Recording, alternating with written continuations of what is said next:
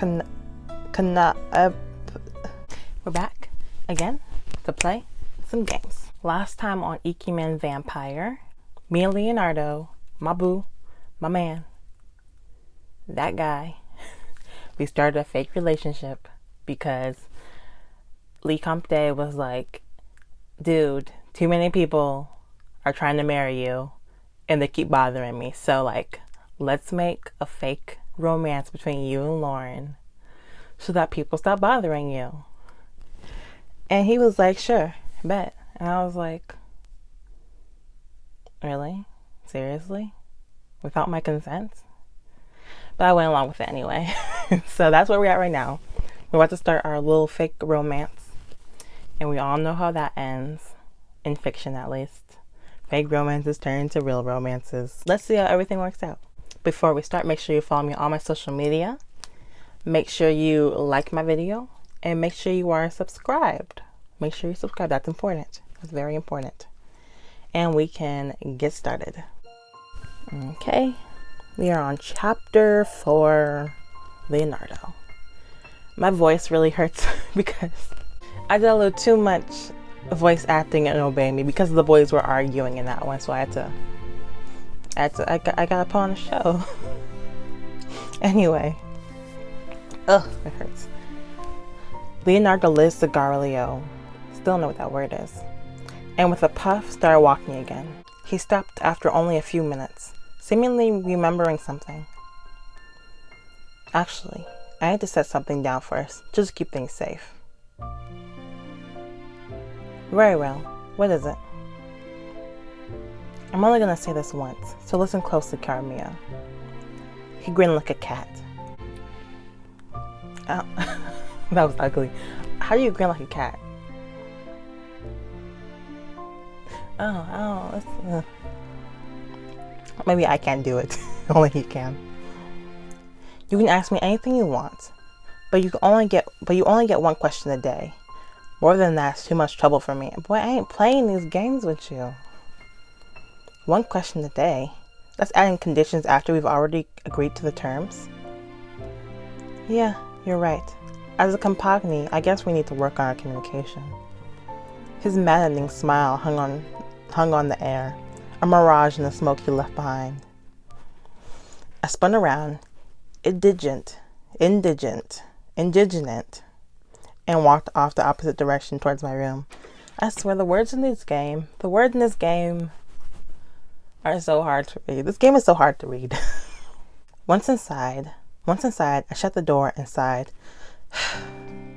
It's like, while I'm with him, I've got no choice but to enjoy the ride. Because he always had the driver's seat. Storm warning, Leonardo da Vinci is Category 5 hurricane of trouble.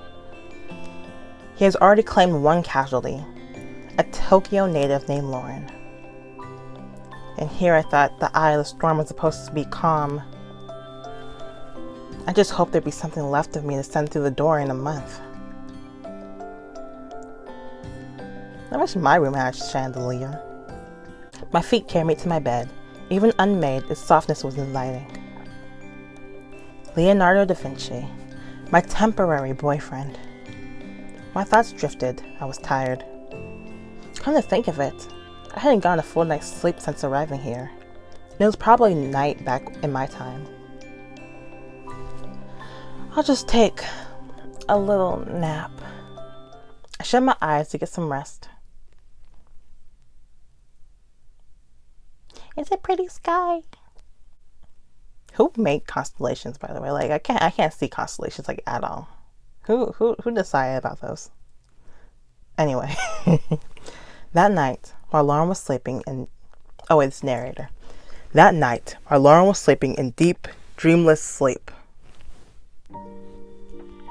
Leonardo smoked. That old vice was what's a vice? That old vice was his only true companion on a night like this. Ash fell, glowing with but a moment's light, before turning pale and gray, gone. A puff of smoke left his lips and drifted off into the night sky, but it had no home amongst the clouds. I don't care about some freaking smoke. Enjoying your smoke, I see. Can I join me for one, my noble lord? I shouldn't. It took far too long to break the habit, and it's only recently that I stopped having cravings. That's right, I forgot. Now the Comte de Saint-Germain is a perfect gentleman. Whatever you were insinuating, Leo. Besides, the man I was back then and the man I am now are both me. In fact, you could say I may finally be growing into my old birthright. Whatever that means. Everything grows and changes with time, even the most stubborn of us. I could argue that. Leonardo leaned back. His golden eyes looked at anything but his old friend. But Lecomte smiled, knowing he was paying careful attention to every word. He's not looking, he's listening. Thank you, Leonardo. For what? You're thanking me? Is the world going to end tomorrow? Rest assured, if it was a matter of the world ending, I wouldn't stop to thank you. That's cold. You know my gratitude stems from you agreeing to protect Lauren so quickly. I didn't say yes because I'm some saint. She intrigues me. That's why. I expect you to say as much. Just remember, Lauren's a precious guest from another time, a temporary one. Do not put yourself in a position where you'll regret saying goodbye. Leonardo's cigarillo had burned low. You know, you pushed her towards me because I'm the last person to feel that way. So don't worry about it. That's what to change. I'm an old hand at saying goodbye without regret. Yes, I suppose you are. That's kind of sad. Lecomte's expression was unreadable. His words melted into the empty night. The sun on the first morning was bright and beautiful.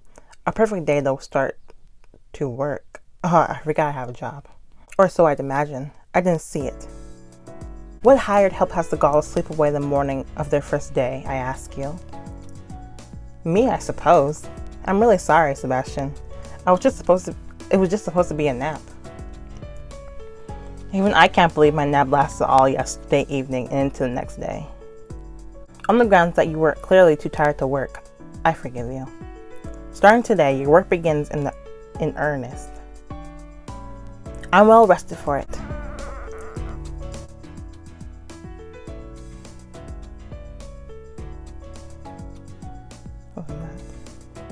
What was that? I spoke with enthusiasm. Oh, that was my stomach. I thought it was something in my room. I spoke with enthusiasm. My stomach spoke too, also with enthusiasm. Stomach, please stop embarrassing me. I'm trying to repair my reputation. Well rested, but not well fed. Here. Sebastian handed me a mouth-watering chicken pan. What's that? Pan bagnat on toasted bread from an expertly placed tray of sandwiches. Wow, this looks like part of everyone's brunch. Are you sure I can have this? You'll need to, because we cannot serve any food with your stomach growling. Thank you. My stomach thanks you too. I took a bite. The flavor melted over my tongue and soothed my savage beast. French bread in France, crisp outer shell and toasted to perfection. Delicious. Lest I forget, the honey mustard sauce, rich and creamy. It's a wonderful compliment. Now, before you begin work, the most important thing is to understand the curious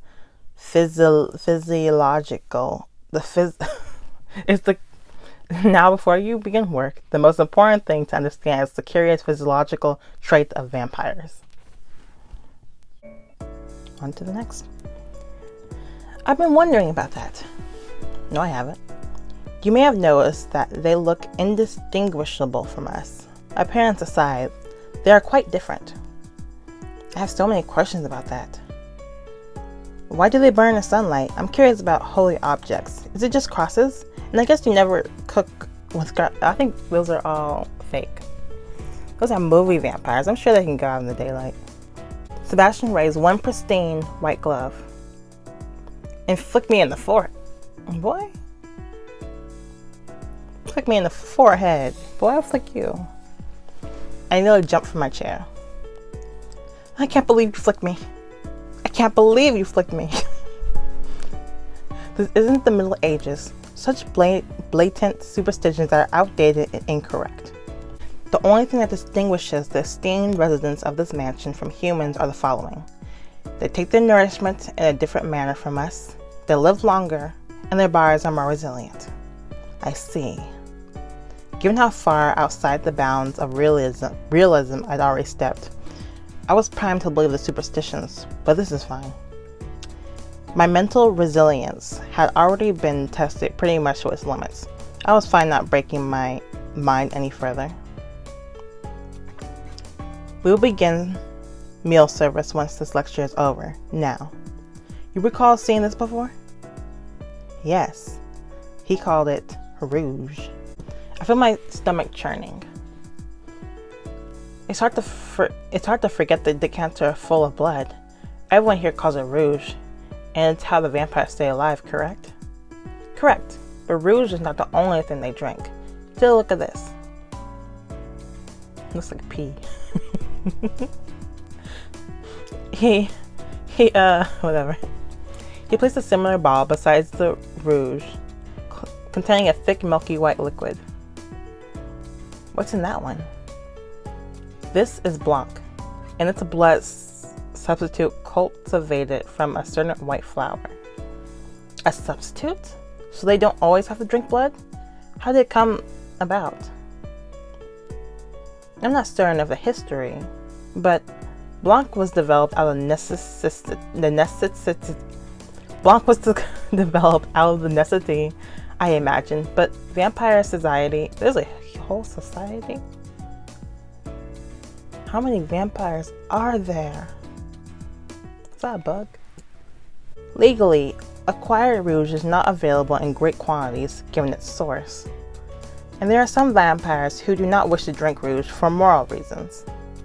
I sympathize, obviously, as much as most humans would, I suspect. I finished my sandwich just as the lecture came to an end. It is time for breakfast. I shall have to finish explaining on the way to the dining room. Sebastian and I pushed 2 carts laden with food and drink down the hallway. He's prepared a lavish meal. In addition to the sandwiches, which I've already partaken of, there was pancakes, bowls of fruit, sausages, rolls, a variety of traditional breakfast foods from a variety of cultures. All of it looked wonderful.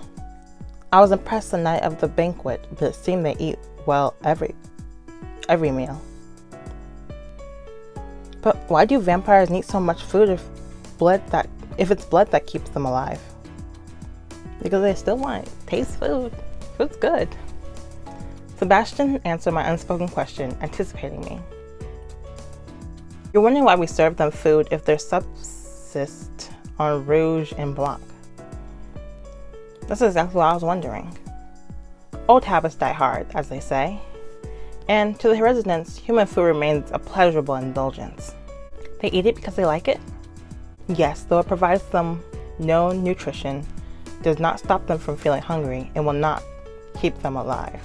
However, vampires have a normal sense of taste, thus eat for pleasure. That makes sense. Does it? It doesn't make sense to you? Vampires eating food simply for pleasure. I assume that would disturb some people, while others might find it wasteful. They're vampires now, but they were human once. It's emotional. They had their comfort foods, just like you and me. To give that up just because you died would make a long life that much more unpleasant, wouldn't it?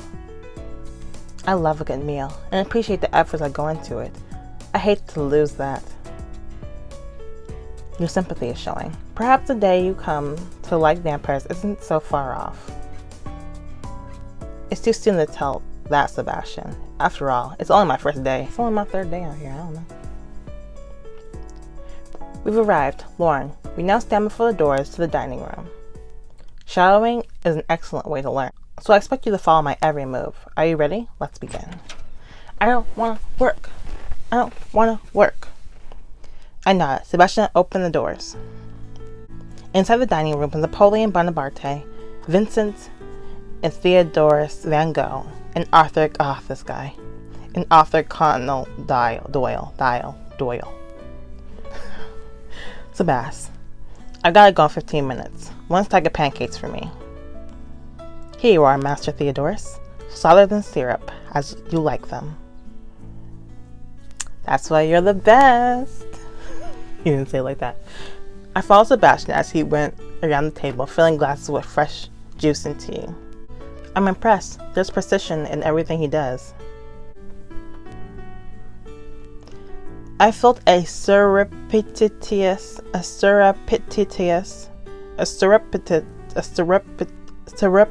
tug on my apron and looked to see Napoleon. Hey. Yes, Monsieur Bonaparte? I've heard you decide to stay. Yes, only for a month though. I'll be assisting Sebastian during that time. Very well. Then, let me ask you something. A request? What is it? Don't call me Monsieur Bonaparte. I don't care for unnecessary formalities. If you understand, say it. Say your name? Alright, Napoleon. Good enough. What do you mean good enough? I did it exactly. He relates me with an amused smile. You know, Napoleon's kind of nice too. Anyway. Lauren. I turned from the other end of the table. Vincent gave me a warm, friendly look. I just wanted to say you can call me Vincent. My brother goes by Theo. I go by whatever I feel like answering to, which just happens to be Theo. Try to remember that.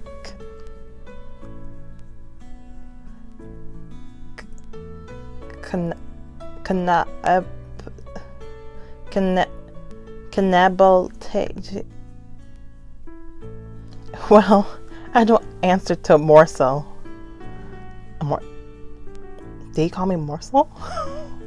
So unless you're confusing me with the food, Theo, you're a human amongst vampires. I'm not confusing you with anything. Cannibology. Theo, don't be rude. I'm sorry, Lauren. My little brother likes to kid around. He doesn't really think you're food, and he wouldn't eat you. We all heard from Ikemen about you and Leonardo. Oh, what'd you hear? Ikemen said Leonardo's finally taken a liking to someone. Thank God. I don't want no fangs around her from any of you. Ikemen did say he'd tell everyone. Oh, I'll need a flashback. We know. We're gonna masquerade as lovers. He's gonna tell everybody not to mess with me. Increase security. Because he's gonna take care of me. Yeah, everybody's gonna know I'm off limits. Got it. I do have to question his wording.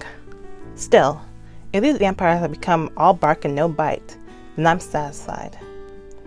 Leonardo being unpredictable is nothing new. But something's fishy here. Don't think about it too much.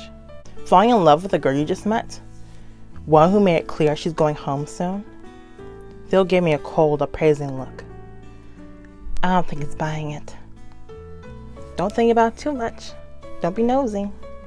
I'm trying to investigate. I wasn't sure I could convince him either. Luckily, I didn't have to. This guy. I don't like him. I don't like this blue guy. This blue boy. Why, Theo? Don't tell me you lack all imagination. She comes from the 21st century. He finds her fascinating. I'll wager that it's a good measure why Leonardo decided to romance her.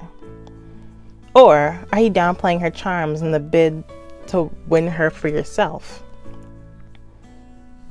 If that's what you're saying, no wonder you couldn't make it as an ophthalmologist. What's that? Are those eye doctors? I'm so stupid. Like, If that's what you're saying, no wonder you couldn't make it as an ophthalmologist. Arthur only grinned in reply. It was the kind of smile you give a guy friend. A little rivalry, a lot of affection. He stood up, whispered as he passed me. I hope that clears my slate for scaring you in the kitchen last night. I don't care, get away from me. I looked at him with surprise. But if it turns out you really don't love Leonardo, just know I'm always available. Boy, I do not like I don't like him at all. Arthur left, his steps light. Where'd you go? Didn't you eat? What'd you come to the kitchen for if you didn't eat? He said that to allay Theo's suspicions for me. He said that to allay Theo's suspicions for me. And maybe flirt a little too. Yeah. Yes, I am.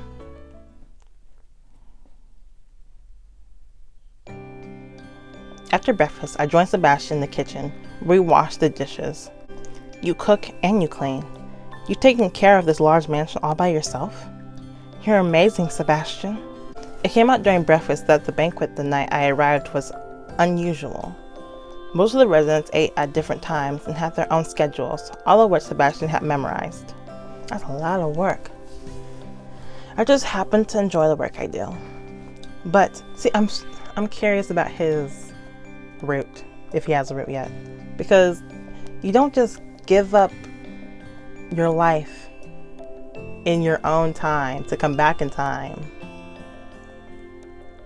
and freaking become a butler for that's some serious something happened in his life that he's willing to abandon it all and come back and stay back here in time. But it's a lot of work, and I'm honestly grateful to have hands with me. I bet you are. The work should go easier now with two of us doing it. You sound ready for your first solo task. Sebastian dried his hands and set a bottle of Rouge and Blanc upon a tray. You are to deliver these to Master Leonardo's room. He hasn't eaten anything today. Why didn't he come down for breakfast? Normally he would have. I expect you exhausted after getting his sleep schedule so turned around. He hasn't been sleeping well? Not since the night you arrived. Soon after, I stood, tray in hand, before Leonardo's room. Leonardo actually waited up all night in front of my door so I would be safe. Oh, he did? I came to see you earlier what was the point of giving me a flashback when we could have just continued the scene? Anyway, I came to see you early that first morning. That's when I found Master Leonardo sitting in front of your door. When I asked him about what he was doing there, he just yawned and stumbled sleepily back to his room. I didn't ask him to do that. This door is locked from the inside. Turn the key once I'm gone and you'll be safe. Sure enough. Bet. Need me away all night in front of your door to keep anyone out? Thank you, but no thanks, Mr. Wolf. Very well. Ciao, cara mia. I was sure it was a joke. I had no idea he would go and do that after I told him he didn't have to. I'm unsure what to say to him. I knocked on his door. He responded by inviting me in. Thank you. Balancing the tray, I nudged the door open. Inside waiting was a sight beyond imagination. I had no idea. What, is he naked? Bring me on the story. I was sure it was a joke. I had no idea why Leonardo would go and do that after I told him he didn't have to. Unsure what to say to him, I knocked on his door. He responded by inviting me in. Thank you. Balancing the tray, I nudged the door open. Inside awaited a sight beyond imagination. I had no idea. This was a disaster area. Staircase, I could have predicted that. If he's a genius, he's probably messy. It was a disaster area. Staircases of empty bottles, canvases sitting on the sofa, and books using other books as bookmarks. Honestly, this is like my room. This is how I operate. Leonardo had invited me in, but I could barely get past the door. Also same. Huh? Oh, it's you. Oh, he finally took off his jacket. He looks a little more comfortable. What's this? The closet? It's obviously my room. Eyes so wide and you still can't see that? You're right, the closet would have cleaning implements, which this place needs. You're gonna clean this, right? No, it's always like this. Always? Always? It's not that messy in here.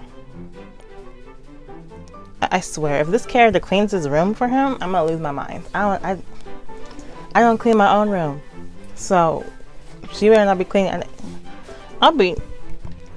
The day I clean some guy's room for him is the day I die. Like, that's gross. I refuse. I know where everything is, at least. That's all that matters. Indeed, it would take the great mind of Leonardo da Vinci to even walk through this Esther painting of a room. It's not my job, but breaking my neck by tripping over balls or getting buried alive by rubbish demands action.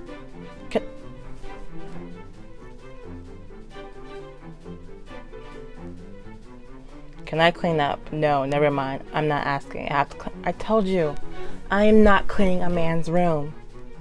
I would never do that, ever. Unless you paid me. But I'm not getting paid for this. Am I? No, I'm not getting paid for this. Do you want to? I can see to your bravery, Carmia. Go ahead. Ugh. This hurts my soul. I wasn't that cared about him or his room. I need a place to put down his lunch. For now, I set the tray outside the door. Where do I start with this? Let's see. About making a path from the shelves, and I don't care. I don't want to clean it. I can never understand what kind of thing led to this. But at least I know why I can't. His mind's too full of stargazing tower buildings and Greek sculptures, siege engine bicycles. The master of this mayhem was standing in one of the spots I cleared, watching me with amusement. Do you want to maybe hack? A book fell on my head. Ow! It was an encyclopedia of birds, of course. Now the books are taking their revenge. Wait, that's a 2-meter square frame poked out from behind the bed. I pulled it out and was blown away by what I saw. This is a map. Yeah, that's the Fara Maro map. An old map of the world, made in Italy right around the time I was born. I bugged Ikemen about it, and he got me this copy. Really close to the original. Not sure how he pulled that off. It's beautiful. It's upside down. But look at it. Norway, Sweden, Finland. There's the Libyan coastline, and even has Japan. It's not too accurate, that's the Garden of Eden, but it's an artistic view of the world. I think so too. I'm a big fan of maps and geography. Why? All places, languages. I was a travel agent. I arranged trips for people. And wherever I couldn't visit myself, I like to read up on. Oh my goodness, babble on, why don't I? That's the first time you've done that. Talk my head off, you mean? First time you've worn a carefree smile. He brushed a gloved hand over my cheek and I felt a spark of something tender, but bittersweet. Then Leonardo teased my cheeks up. Pardon, but don't do that. Scusa. I want to see if I can make you smile more. What's that thing around his neck? Anyway. His eyes were twinkling. He looked at me as he found the sight of me pleasing. I definitely smile more when I'm not poked and prodded like a lump of clay. Yeah, makes sense. I prefer it when you smile, though. Noted. His comments left me feeling strangely bashful. With a chuckle, he let me go. You frowning again? You're like the weather on top of the mountain. What is that supposed to mean? At the top, the weather changes often, and it changes quickly, just like you. You're the weather pattern. I'm just an innocent bystander caught up in you. And talk about changing expressions like the weather. Now he's staring at me. What is it?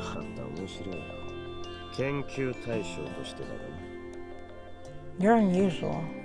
You make a fascinating study for my research. Please don't do that. That sounds like a downgrade.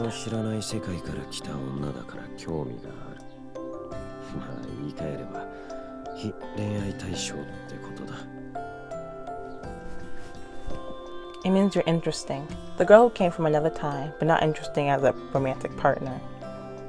Of course not. The romance is a charade, and I would never fall in love with you.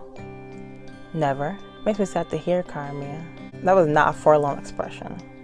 What did he find so amusing? I didn't know. If I stayed here any longer, I was gonna throw something at him. There was plenty to throw. I bet you can dodge it.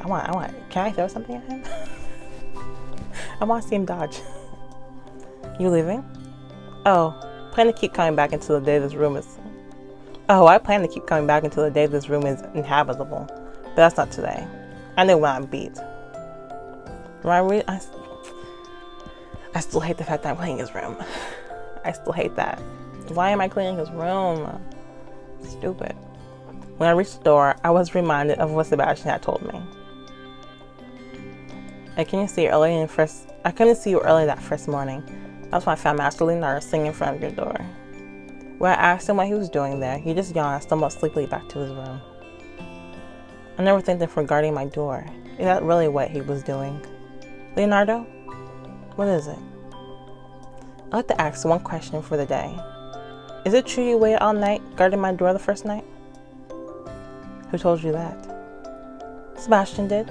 He said he found you sitting in front of my door the next morning. I might have been there. That's not an answer.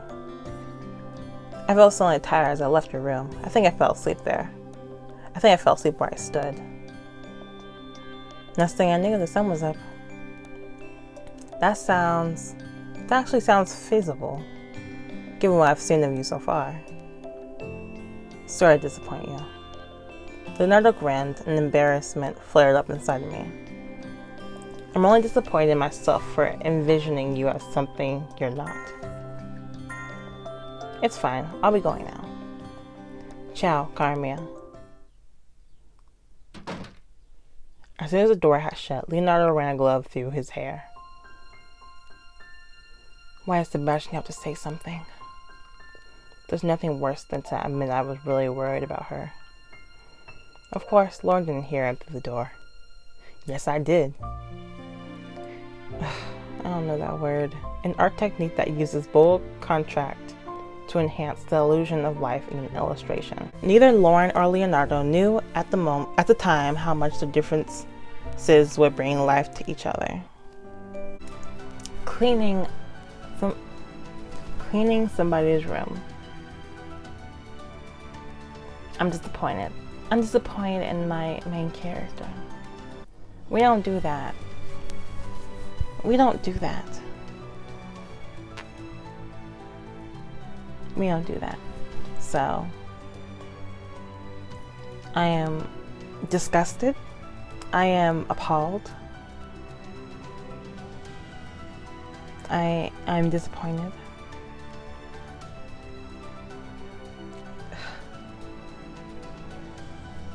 There's nothing to say.